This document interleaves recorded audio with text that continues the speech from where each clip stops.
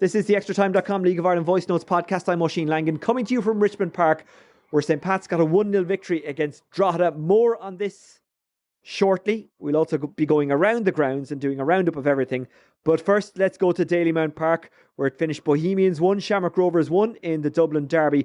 Extratime.com's Ronan MacNamara was there and got some reaction. But first, as I say, Ronan was there, and afterwards sent us this voice note. Thanks, Oisin, and it was a really entertaining game here tonight at Daly Mount Park. A 1-1 draw, probably a fair result given the way the two halves panned out. Shamrock Rovers started the first half the better with a couple of early chances through Johnny Kenny and Aaron Green, but then Bohs kind of took control. Well, I say took control, they turned the game into what they wanted to become, this kind of frantic end-to-end basketball style chaos type of game that saw them really sort of trouble Rovers with high intensity pressing and good counter-attacking, and they deservedly got their goal through Philip Piszczek.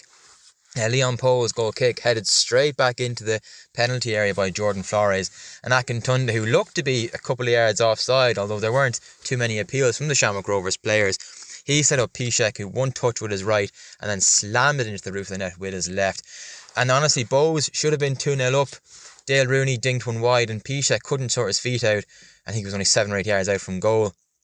And then just as Bohs were on top, they're hit with a sucker punch from Shamrock Rovers. Aaron Green's cross put Paddy Kirk in no man's land. In his attempt to deny a tap-in at the back post, he diverted the ball to Kenny, who slammed it into the low corner. And Rovers really took control from there. Bohs never really recovered. It was all Shamrock Rovers for the second half, and Bohs were really out on their feet for the last half an hour, and they did well to hang in. Rovers dominated without really forcing Kasper Trask into a save. Trevor Clark went close a couple of times, and then Bohs, to be fair, gave everything, had a couple of corners at the end, but I think a draw was probably a fair result. One that Bohs could have been 2-0 up in and in complete control, but it was also a game that they could have lost, while Shamrock Rovers will be pleased with how they controlled the second half and will perhaps be a little bit disappointed they didn't work Kasper Trask more in the second half. But 1-1 here, and overall probably a fair result in what was a great advertisement for the League of Ireland. And after the game, both managers spoke to the collective media, amongst them Extratime.com's Ronan MacNamara. Let's hear what they had to say. By the way, you're also going to get player reaction in here from Bohemians Keita, but we'll start with Alan Reynolds. The pleasing thing for me is I'm here for 6 weeks. Our first game is against Rovers, and you can see the improvement because they gave us a lesson. I suppose the first night we stuck with them for 35 minutes, but today we finished strong and we looked a little bit better, a good bit better I would say than 4 weeks ago. So that's pleasing for me, and we can get better. Piszczek is his first goal, but he's contributed in other games and he kind of made an impact. Yeah, he's just been injured and stop-start I suppose, but it's good to have him. And I would say at half-time he was nearly gone, so we're just trying to get another 15-20 minutes out of him. But he'd be a big asset for us and we'll need him, and hopefully we can keep him fit. There's a few lads that knocks in there, obviously Brian McManus took up a nasty one, but they gave everything there tonight. You can see right at the end they were pushing against the corner. I'm not sure we would have deserved to win on the second half. They pile under pressure, but we kept at it, which it was like, and when we played in Tala we didn't. And Justin Phillip, apart from the goal, he played down through too as well. He's got a bit of vision about him. He has, yeah, and he's big 6'4" and loves it and that, and I've only realised this week he doesn't understand what I say at all. It's had to take me 4 weeks to get that, but so now that he's understanding and interpreter, we get something out of him. But yeah, he put a good ball in tail, and another day he scores that, but they're big chances and I think you've got to take them. In the 6 weeks, what have you seen? Things that need to be tweaked, things that you're happy with? Look, there's a lot of it, we need to improve on it and change, but it comes in time. What I like is that there's an attitude, I never say die attitude, which on another day we might have wilted, so I suppose that's the start. If you look at our games, you either win or we lose. This is the first draw I have, and I don't know how good draws how you take it, don't get me wrong, but I prefer to win or lose it, and get the 3 points. So we gamble, try and win it, but in a night like that, I suppose you take a point because of the pressure they had on us. There was nothing in the first half.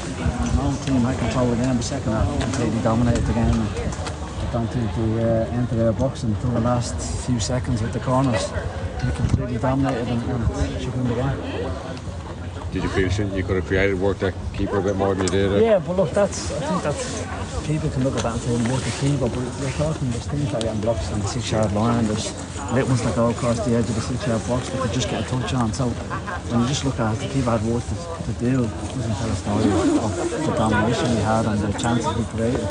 And another night Neil cuts in and that one goes in. Johnny's one goes in, the one that's deflected off the line. You got Jack and Neil back on the North as well, so.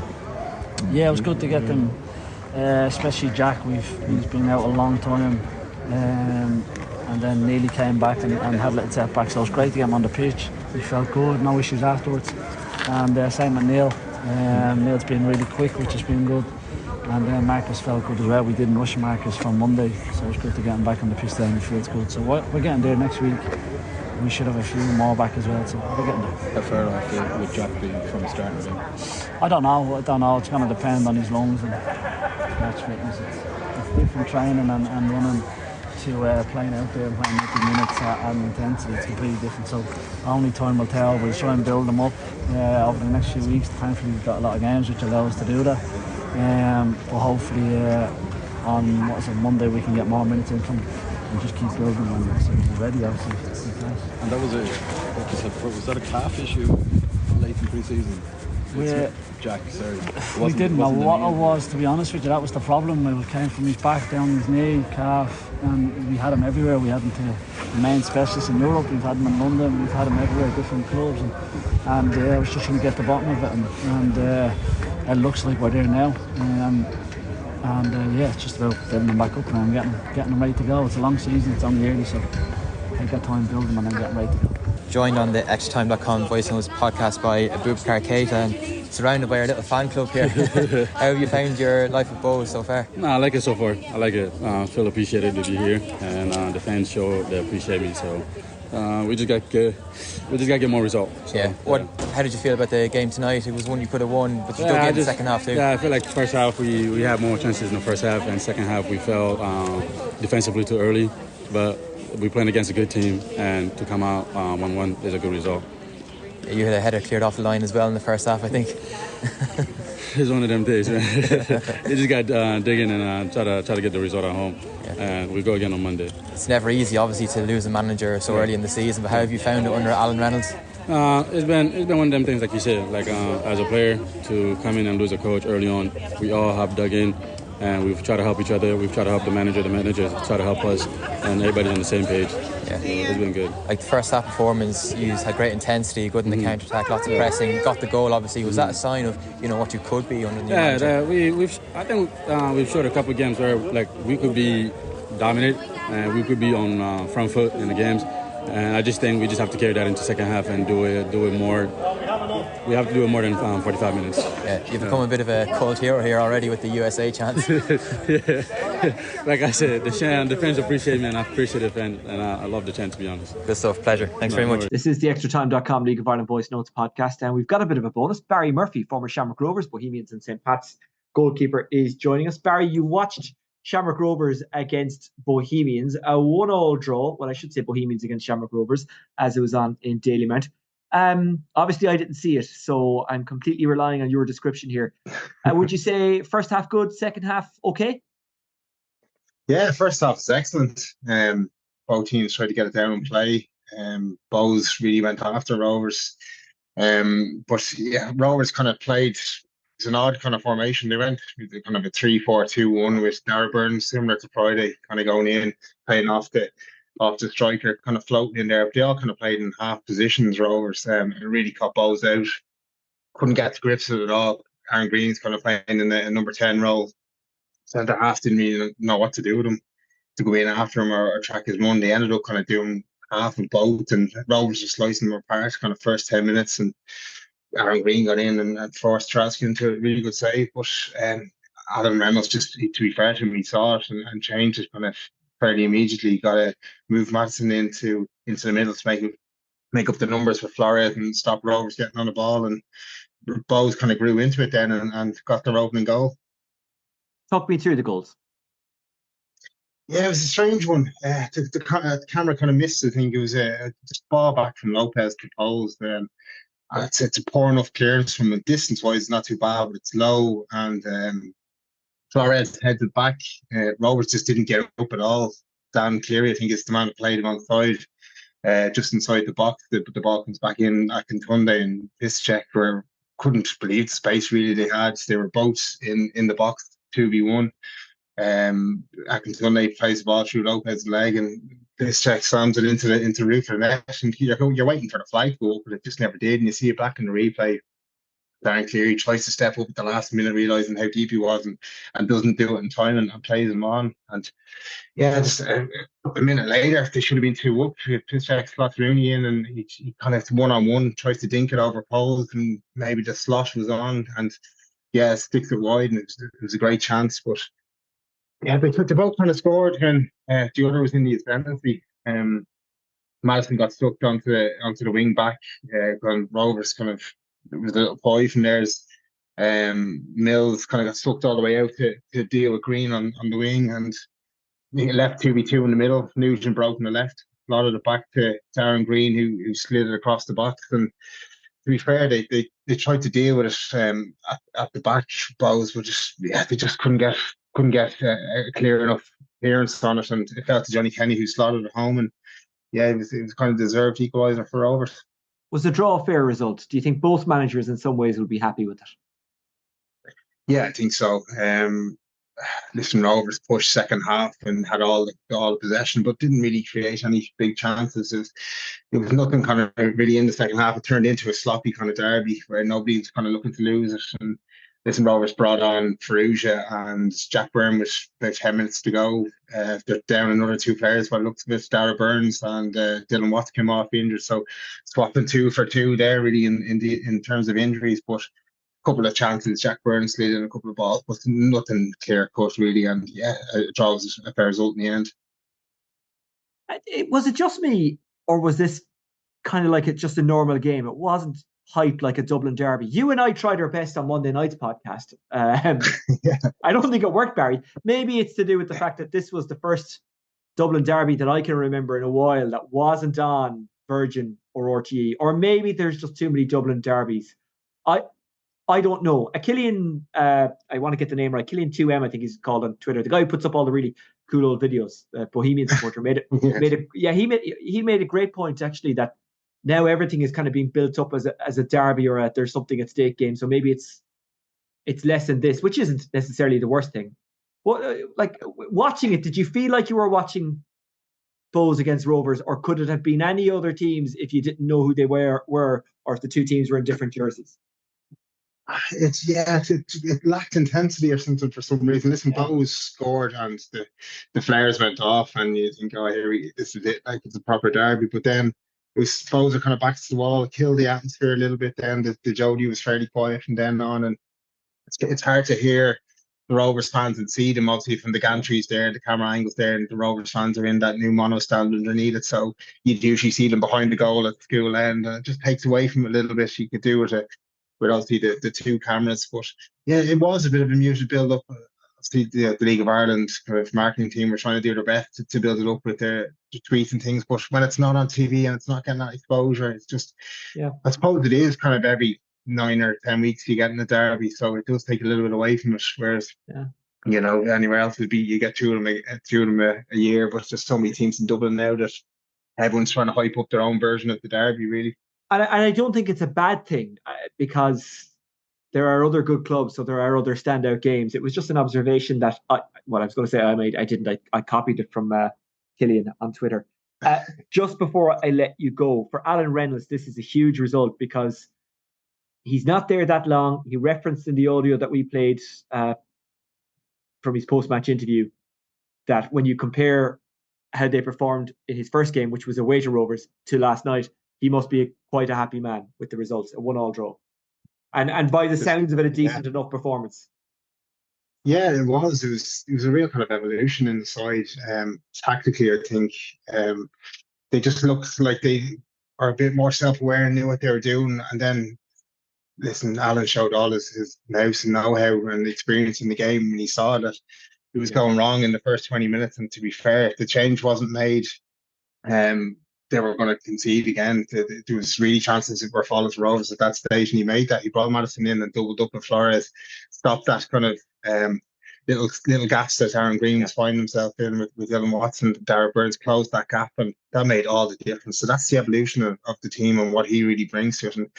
And they stopped chances really. Rovers didn't have anything really clear cut, and both could have won it in the end. They had 2 corners at the end and could have nicked a famous win for them. But no, overall, Alan would be really happy, I think. Okay, Barry Murphy, formerly of St. Pat's, Shamrock Rovers and Bowes, thank you very much for joining us on the Extratime.com League of Ireland Voice Notes podcast. I better hurry up because I'm in Richmond Park and the lights are on at the moment, but they mightn't stay on. Thanks for joining us. Enjoy Shamrock Rovers and Waterford on Monday night. That game, I just want to double check, is on in Tala. So you'll be on commentary with Con, I presume. I am, yeah, 5 o'clock kickoff. Kind of feels like you're cheating when you work with Con, you know that? But I'm okay, Barry. I'm okay. I have to share you. I accept that. Barry, thanks very much. Enjoy your bank holiday. You too. Thanks, Lucian. Here at Richmond Park, St. Pat's with a 1-0 victory against Drogheda United. Rory Keating with his first goal since the 8th of March. And it proved to be the difference in the end. Pats did create good chances in the second half, but Drogheda had a few close shaves as well. Keith Treacy, formerly of St. Pat's and Drogheda. What did you make of the game? Yeah, I thought it was a good game. I thought both teams came here to win. The first half, Drogheda maybe a little bit happier to sit off and not have the ball, but the second half they came out, they went over. They went full court press. They really went after Pats, and I thought they were a better team in the second half. They did everything bar put the ball in the back of the net. But look, you could look. I think John Daly be saying to the Pats players in there that 90% of what they did out there was really good. But when they got into the final third, maybe the final pass, the final ball was maybe lacking that little bit of quality. They made some good quality of chances, just failed to hit the back of the net and give themselves that little bit of breathing space in the game. They got the win, and we'll get the detail and break it down a little bit in a while, but they just needed that, didn't they? And they were genuinely unlucky in some games this season where they performed well but didn't get anything out of it. Tonight, they got the victory. Drogheda got a few chances, probably will be annoyed that they didn't take a point at the very least, but Pats found a way to get the victory, found a way to get the 3 points. How much of a boost is that for them? I think it'd be a big boost because that'll be the one thing that John Daly will be saying. We all want our teams to play well. We all want sexy football. We all want entertaining football. But the last word from John Daly today would have been, go and win the game of football. Just figure it out. Go and win it. I don't care if it's pretty. I don't care if it's set pieces. If it comes in and goes in the back of the net off somebody's backside, just go and win the game. And they've managed to do that. Drogheda were probably a little bit closer to them than we expected in terms of open play and chances. But they've got the win, and it's something to go and build on now. You were impressed by a lot of what Drogheda did. Yeah, I thought there was one or two players out there. Gary Deegan is a big player for them. Darragh Markey was good. The left back, Evan Weir, was really good. His deliveries were excellent. And Warren Davis once or twice went on some little mazy runs. And Piero up front is an absolute handful. Maybe technically a little bit raw, but any sort of physical battle that you want to present with him, he's every chance of winning fouls, winning free kicks, bringing players into the game with his touches as well. So yeah, really impressed with Drogheda. And they'll be looking over their shoulders now. Huge game coming up for them. But I think they also have enough to stay in the league. But I seem to be saying that about everybody this season, Oisin, that everybody has enough to stay in the league. So, God knows who's going to end up down the end of the league this season. Gary Doyle made a great point on the LOI Central podcast that Dundalk are the best bottom of the table side he's ever seen, if that makes sense. Some of the Pat subs out doing I was about to say a warm-up, but that wouldn't quite be right. They're doing running, but they probably don't want to do too much considering it's very late at night. And they have a game away on Monday against Sligo Rovers. They'll take momentum into that. Do you think he might keep the same team and try and keep that kind of level of pace and energy that we saw tonight? Yeah, I think barring injuries, obviously they'll have a look tomorrow morning when they get back into the training ground, and there'll be some bumps and bruises that will come to the surface. But if everybody's fit and ready to go, I think you'll keep the same team, because largely a lot of what Pats did there was good. They kept a clean sheet. I know some of that was down to luck, but 90% of what they did here tonight, there was just little tweaks here and there that Pats need to do, but largely won the game and happy with an awful lot of what Pats have done tonight. And you're working on Monday night with Virgin Media. Derry City against, you'll have to remind me again. Derry against Shells. Is that in Derry? Up in Derry, yeah. Okay, and it's a particularly big game considering that Shells only managed to draw away to Dundalk tonight. Noel King's Dundalk. He's working the Oracle. 4 points from 2 games. Yeah, Noel King, absolutely flying. I managed to meet Noel, I think it was last year. He was Shelbourne women's manager at the time, and we just had a little tic-tac about football, and he's a good footballer, man. So it really perked my ears up when I heard that he got the job. So very interesting to see how he's going to go about it, but the early signs are very good for Dundalk and Noel King. Okay, well, I see John Daly moving around. He's about to go into the TV room where I should be to do the interview with them. You can watch that on LOI's X channel, or you can stay where you are and listen to it right this very second. John, a 1-0 victory against Drogheda United. What are your thoughts on the game? Yeah, I thought we were good at times, and we went 1-0 up. I thought we should have, to be honest, I thought the game should have been outside, should have been dead and buried. The only real threat they had in the first half was when we gave away cheap free kicks and cheap fouls, and they allowed them to put the ball in the box. But we created chances and we should have scored more. As long as the game stays at 1-0, I think they keep going, they keep trying to get that equaliser. I obviously watched that game on Monday. I was at it, and when that second goal goes in, it's like they stop then, and I think we needed that second goal just to put the game to bed. And credit to them, they came at us in the second half. Once we didn't take the chances, and we caused our own problems by not taking chances. Let's concentrate on the positive first. You did create chances even after the goal, especially early in the second half. How pleasing was that for you? Because they weren't just kind of chances that happened to occur. They were well worked chances. Yeah, 100%. They were well worked. They were, we've obviously spoke about being more creative in that final third and being braver. And I think I criticised them for it last week, and I give them credit for it this week. They did create. They did, cut them open at times and create very, very good chances that, if we're being hypercritical, we have to score. And then, as I said, that puts the game to bed. But no, look, they showed the doggedness to hang in there, not give away a goal, and kept a clean sheet, and managed to get the 3 points, which we play well, we get beat. It's not good enough, so I'll take the 3 points by hook or by crook. They did create chances, and they might argue they were unlucky. For you, is it a case of, well, we're disappointed that they created chances, but we hung on and we just got a win, we just needed a win? Or what way do you look at it? I look at it that if we score the chances that we create before they even get a shot at goal, I think then the game's dead and buried, and the chances they've created don't happen. I think they lose heart, and I think we gave them that optimism by not taking our chances. I think all the main chances were us before they did anything. And I think that was the disappointing thing from my point of view, was that we didn't put the game to bed. We didn't finish them off, and we allowed them to then get a foothold in the game and create the chances that you've just obviously spoke about. Sligo Rovers away on Monday night. I suppose it's a lot easier for when you win a game to play again so soon, isn't it? Yeah, of course. You can look at it either way. When you get beat, you want to get back out and try and fix it, and when you win, you want to try and build on that. And I think it's something we want to try and build on. I think our home form has been relatively fine. I think we're one of the best in the league when it comes to home form. I think our away form though needs to be better, and I think hopefully now we can get the 3 points on Monday. That starts to climb us back up that table. And finally, give me an insight into the dressing room after earning a hard-fought 1-0 victory like that, because you've mentioned it a couple of times, and you were absolutely right that there has been times this season where maybe the results haven't matched the performances, and maybe you've deserved a bit more and didn't get it, whereas tonight you got your 3 points, you got your win. Yeah, I think it was a deserved 3 points. I know, as you said, Kev will be disappointed, as I'm sure he'll say, he's created chances and they probably feel they should have got something out of the game. But as I said, I think if we put the chances away that we make first, I don't think that them chances come to fruition.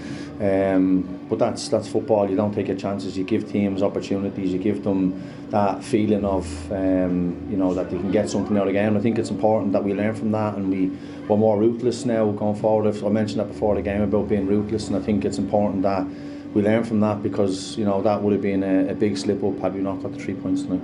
And to get a clean sheet without Joe Redmond, that's a good boost as well, isn't it? Yeah, we've got good defenders there. I think Conor Keeley, Luke Turner are good centre backs, and obviously Joe, I think, would argue anyone that he's one of the best in the league, if not the best in the league, and missing him is obviously a blow. But the boys, I think, have done really, really well, and it's a great boost for them to get a clean sheet. Well done tonight, and best of luck in Sligo. Thank you. Kevin Doherty, Drogheda manager. Unfortunately for your team, a 1-0 defeat here against St. Pat's. What are your thoughts on the game? Obviously disappointed with the goal we conceded, and again at the timing of it, it's just killer, because we have spoken all week since the Rovers game. It's not the first time we've not the first, second, third or fourth time we conceded in injury time or just before it in the first half, and we've addressed it. We've had a plan to manage the game at that stage, but then we actually, as I said, we go away from the non-contested header for Turner. Don't defend it well enough, and they score. But in the game in general, sick, and people are probably sick of me saying this about how well we played. I thought we played really well. I thought we had loads of chances, and at times we were missing the target from 3 and 4 yards out. So I mean, what else can you do? You just have to keep going. Look forward to the next game, but it's if you're not punishing teams in both boxes, as in keeping clean sheets and then letting teams off the hook by missing chances that we're missing at the moment, you get beaten. Why do you think those chances aren't being taken? Is it a confidence thing? Is it a luck thing? What is it? Look, probably, I don't want to say it's a confidence thing. I think it's a concentration thing. Like, and again, this isn't me talking about any individual players. There's players from all over the positions, like defenders in the box for set pieces, centre forwards, wingers, all, like, as I said, we're creating the chances, which is again usually a pleasing thing. I'm just really disappointed that we lost the game, because I thought we were good enough to at least get a point out of it. I think Pats were decent as well tonight. I thought it was probably a decent game, not that I care too much. It's more about the results for us now. But you have to just keep doing what we're doing, because you look like last week, it's like we scored 3 goals, we take 3 chances, we could have had more. But we're getting into good positions. It's disappointing because we've lost 2 games in a row now, and obviously look, you're away to Rovers, you're away to Pats, but I thought the performance was good, but as I said, I'm probably a little bit sick of saying that. Because the performance was decent and you did create chances, can you take a bit of momentum into Monday's game, which is of course a Louth derby with a 1 o'clock kickoff and only 2 points between the teams? Yeah, look, again, probably any game you want, it's the Louth derby. Probably the game, the last bank holiday 1 o'clock wasn't great, and but I'd say it'd be probably a bit better as well in our place in the pitch and stuff. But no, look, again, it's not about picking lads up. Everyone's disappointed there because we lost the game, and we have lost, for me, too many games. Especially, as I said, when you're in decent positions and playing well. It's, if you're going out and getting hammered like we did on Monday, and against Waterford, then it's almost easier to sort of just, right, we were terrible, we get on with it. Like, but lads are playing really well. Game plans, from my eyes anyway, are working really well, because we're creating all those chances. We just have, as I said, concentration levels from all of us have to just make sure that, even though we were sort of signalling onto the pitch about time and all that type of stuff, but we do have to just make sure when we get to in areas of managing the game that we have to manage it, whether it's a minute before half time or whether it's 30 seconds before the end of the game when Shelbourne equalise against us, or whatever, that type of stuff. Just have to keep doing it. But the good thing is, I know how the talent, the work rate, I said, the support that we got tonight, like, again, those supporters are no fools, and they can see what we're doing, and they were absolutely brilliant. Like, I mean, the way they clapped everyone and sung all game and stuff like that, and as I said, they're no fools. If they thought that our lads and all of us weren't putting the work in, that wouldn't happen. But yeah, so I think we're sounds really stupid. I think we're in a good place performance-wise, but we do need to get results as well. And I've seen a lot of your games, and you are right. And when you look at the table, you kind of nearly rub your eyes as to your position. Regards Monday, it's the same for both teams. But does the 1 o'clock kickoff have an effect, not just on the atmosphere, but also year recovery? Because, and you can correct me if I'm wrong, this might be a silly point, a 5 o'clock kickoff or a 7:45 kickoff just gives you that bit more time for recovery. It just gives you that bit of extra space. Whereas a 1 o'clock kickoff seems quite soon.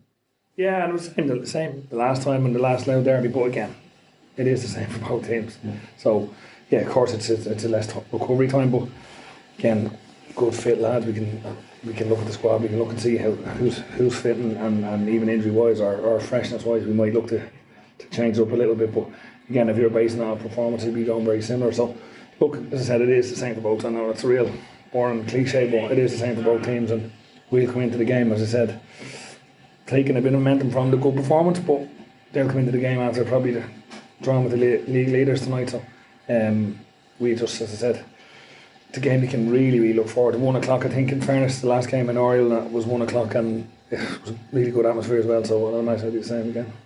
Kevin, the very best of luck. Thanks for talking to us. Thank you, Oisin. This is the Extratime.com League of Ireland Voice Notes podcast. Let's round up the scores from elsewhere. Well, actually, you know what? Let's just go through all the scores to remind you of them. Bohs 1, Shamrock Rovers 1, Dundalk 0, Shelbourne 0, Galway United 0, Derry City 0, St. Pat's 1, Drogheda United 0. You've just heard all about that. And Sligo Rovers 0, Waterford 1. In the first division, Cove Ramblers 2, Bray Wanderers 1, Finn Harps 1, Treacy United 0, Kerry FC 0, Cork City 1, UCD 1, Longford Town 0, and Wexford 2, Athlone Town 2. Let's run through the table. Shelbourne on top on 26 points, 2 points clear of Shamrock Rovers. They both have 14 games played. Derry also with 14 games played. They're on 23 points in third. Bohs fourth on 20 points with 13 games played. St. Pat's in fifth on 18 points with 14 games played. Galway sixth on 17 points with 13 games played. Waterford seventh on 16 points with 13 games played. Sligo Rovers eighth on 14 points with 13 games played. Drogheda have also got 13 games played. They're on 11 points, 2 ahead of their Louth rivals Dundalk, who they face in Weavers Park on Monday at 1 o'clock. The first division table, Cork City on top on 31 points. They're 7 clear of UCD. They've both played 13 games. Finn Harps in third on 21 points after 13 games. Wexford fourth on 19 points after 4 games. Then it's Athlone, Bray, Cove Ramblers, Treaty United, Kerry and Longford. There's action on Bank Holiday Monday in the Premier Division and the First Division, but let's run through Saturday's SSE Electricity Women's Premier Division games first. At 2 o'clock, it's Shells against Bohs. At 4, it's Shamrock Rovers against Peamount. At 5, Galway United take on DLR Waves. At 6, it's Wexford against Sligo Rovers. And at 7:35, live on TG Cahir, it's Cork City against Treaty United. On Monday, in the SSE Electricity Men's Premier Division, it's Drogheda United against Dundalk at 1 o'clock. At 5 o'clock, there's 3 games. Bohs take on Galway, Shamrock Rovers meet Waterford, Sligo Rovers play St. Pat's, and at 7:45, it is Derry City against Shelbourne. All of those games are on LOI TV, except for the Derry Shells game, which is live on Virgin Media. In the First Division, at 5 o'clock, Bray Wanderers take on Finn Harps. At the same time, Cork City up against Wexford. Longford Town against Kerry is also at 5, as is Treaty United and Athlone, and UCD against Cove Ramblers. That's it from Richmond Park, where there's a bit of a breeze and a slight chill in the air, but at least it's not raining. St. Pat's with a 1-0 victory against Drogheda United. They go to Sligo Rovers on Monday. Luke Jordan will cover all of those games. We'll have reaction from some of them on the Extratime.com League of Ireland podcast. That'll be out on Tuesday or Wednesday. If you could like, subscribe, review or rate this podcast, that would be amazing. That would help us out an awful lot. As always, you can check out everything that's happening in Irish football on Extratime.com. You can find them on X on @Extratime News, or you can get me on @Oisin Langan from just outside the centre circle here in Richmond Park. I will say good night and good luck. Thanks for listening, and we'll talk to you soon.